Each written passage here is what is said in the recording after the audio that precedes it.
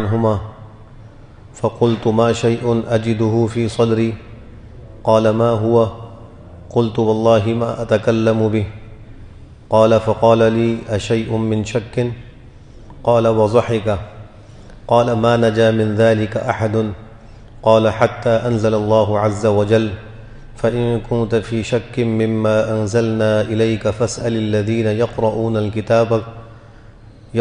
الكتاب الآية قال فقال لي إذا وجدت في نفسك شيئا فقل هو الأول والآخر والظاهر والباطن وهو بكل شيء عليم۔ حضرت ابو زمیل رحمہ اللہ نے فرمایا کہ میں نے حضرت عبداللہ ابن عباس رضی اللہ تعالی عنہما سے پوچھا کہ میں اپنے دل میں ایک چیز محسوس کرتا ہوں، تو انہوں نے فرمایا کہ وہ کیا چیز ہے؟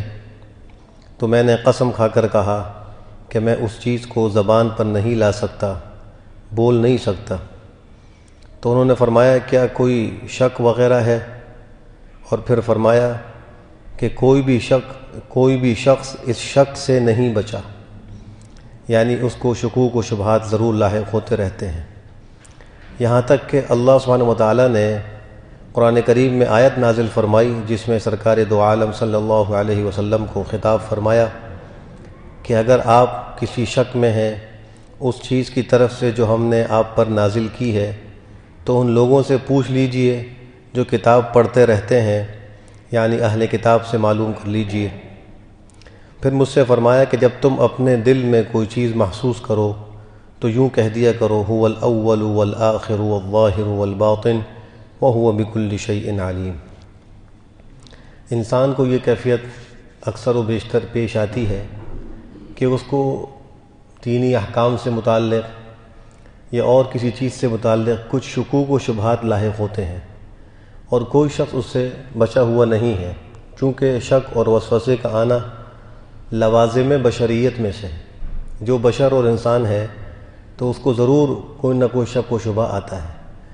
اب اس کا علاج کیا ہے؟ فرمایا کہ یہ کلمہ کہنا چاہیے هو الاول والآخر والظاہر والباطن وهو بكل شيء علیم۔ یہ قرآن کریم کی آیت سورہ حدید کے شروع میں موجود ہے، وہاں سے دیکھ کر اس کو یاد بھی کیا جا سکتا ہے اور شک کے موقع پر اس کو پڑھ لیا جائے۔ ایک حدیث میں آتا ہے، حضرت ابو ہریرہ رضی اللہ تعالیٰ عنہ سے مروی ہے کہ صحابہ کرام میں سے کچھ لوگ پیغمبر صلی اللہ علیہ وسلم کی خدمت میں حاضر ہوئے اور یہ بات عرض کی کہ ہم اپنے دلوں میں ایسی باتیں پاتے ہیں کہ زبان سے ان کو کہنا اور زبان پر لانا ہمیں بہت بڑا معلوم ہوتا ہے، یعنی ہم زبان سے اس کا اظہار نہیں کر سکتے۔ تو آپ نے فرمایا کہ تم واقعی ایسی باتیں محسوس کرتے ہو؟ صحابہ نے عرض کیا جی بالکل۔ تو فرمایا کہ یہی تو صریح ایمان ہے، یہی تو صاف ستھرا صریح ایمان ہے۔ اس سے اشارہ اس وسوسے کی طرف نہیں ہے، اس لیے کہ وسوسہ تو شیطان کی طرف سے ہے، وہ کیسے صریح ایمان ہو سکتا ہے؟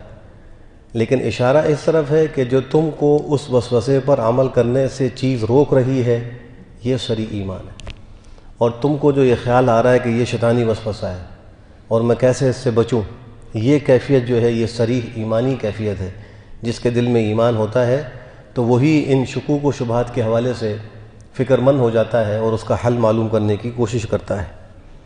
ایک حدیث میں آپ نے فرمایا جب ایک صحابی آپ کی خدمت میں آئے اور عرض کیا کہ مجھے بھی اپنے دل میں کچھ ایسے خیالات آتے ہیں کہ مجھے کوئلہ بننا پسند ہے، یعنی میں جل کر کوئلہ ہو جاؤں مجھے یہ زیادہ پسند ہے، لیکن اس شک و شبے کا زبان سے اظہار کرنا مجھے پسند نہیں ہے۔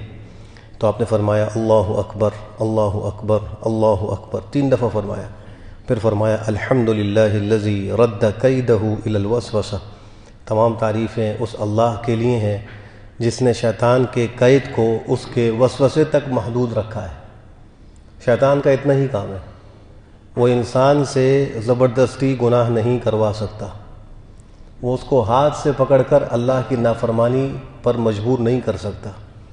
اس کو بس اتنی طاقت ہے کہ وہ دل میں کچھ وساوس ڈال دے اور کچھ شکوک و شبہات پیدا کر دے، بس یہی اس کا جو ہے وہ یعنی اس کی حد ہے۔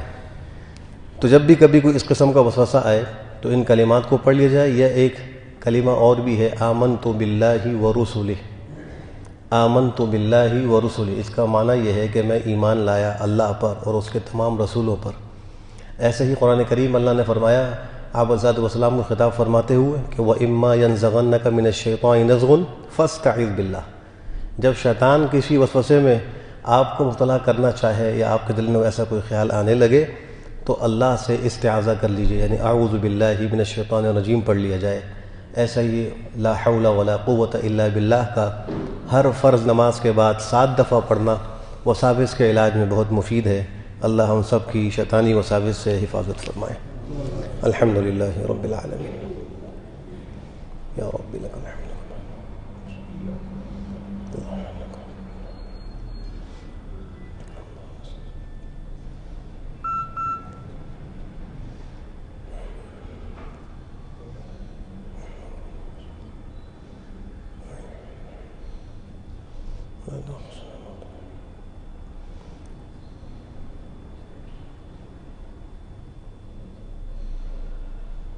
برحمتک یا ارحم الراحمین۔